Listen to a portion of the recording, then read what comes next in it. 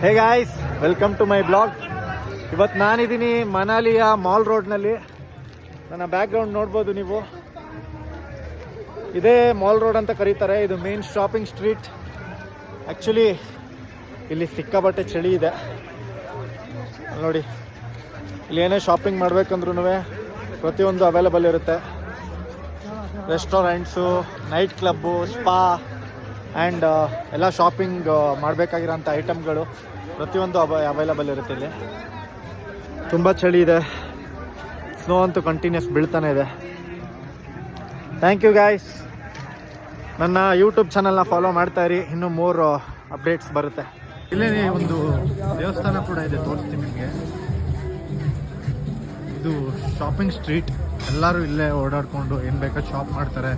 ಮತ್ತು chat street ಕೂಡ ಹೌದು. ಇಲ್ಲಿ ನೋಡಿ, ಇದು ಇಲ್ಲಿಯ ದೇವಸ್ಥಾನ. ಲಿಟ್ರಲಿ ಇಲ್ಲಿ ನಡೆಯೋದೇ ಕಷ್ಟ.